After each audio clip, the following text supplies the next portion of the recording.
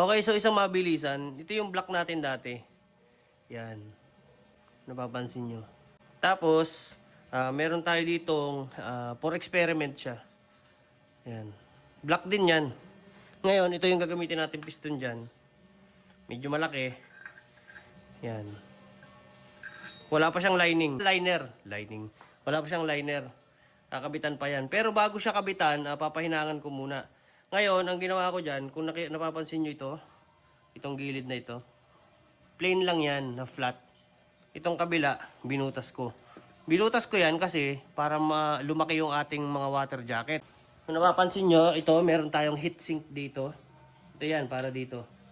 Papahinang ko yan. Ayan. So, magkakameron tayo ng one of a kind na block. Oh.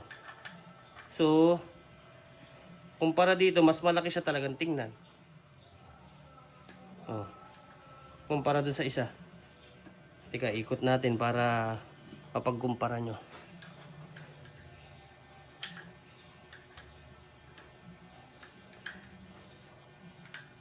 Yan. So, ganyan ang magiging hugis niyan. Diba? Itong mga fins na yan, yung heatsink na yan, nakakatulong yan pampalamig ng ating chamber.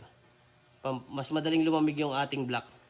Tapos at the same time, kung mapapansin nyo yung ilalim, naka-lubog. Ibig sabihin, mas maraming laman yan.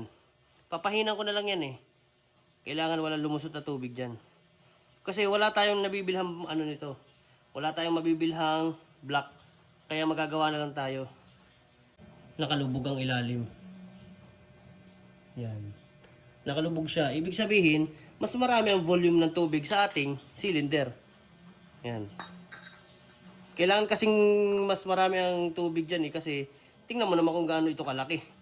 Ito, kung sa tingin nyo ito na yung pinakamalaking piston, hindi po. May mas malaki pa. Oh, nanliit laang.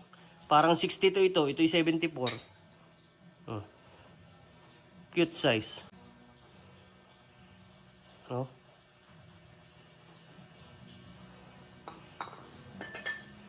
Kung napapansin nyo, itong ating balancer, ginawan ko na rin ng paraan since sumasabit siya. Tanggalin muna natin to. Yan. Okay, so pinadagdagan kasi natin ito para mas mabigat. Kasi di hamak naman na mas mabigat naman talaga ito dito kapag ito ay naikabit na. Kaya, pag nagbalance tayo, instead na magbaon tayo ng tingga, babawas na lang tayo ng babawas. Mas madali yon. Mas maganda pa siya, buo na, di ba? Ayan o, pinalakihan ko, pinabuild-upan ko. Pero, nung pinabuild-upan ko yan, nagkameron tayo ng problema. Kunin natin tong balancer. Yan. Itong balancer, pag lumalaro, halinhinan yan eh. Dito yan. Nasabit siya doon sa part na yun sa ilalim. Yun.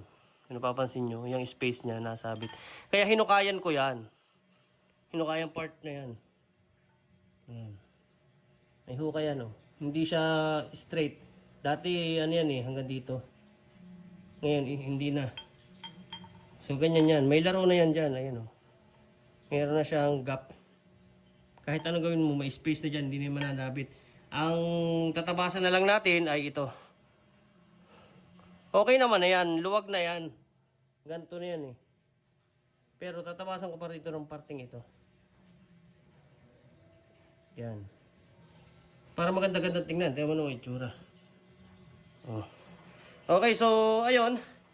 Kung napapansin nyo, wala kasi tayong basta-bastang pwedeng isalpak ditong block eh. Hindi katulad dong iba, gagawa ka na lang, bibili ka na lang ng pyesa, sasalpa ka na lang. Hindi katulad nito. Ito, wala, totally wala, walang pyesa yan. Gagawan mo ng paraan para magkameron. Oh, ayan oh. Ito kasi, ang laking tulong nito.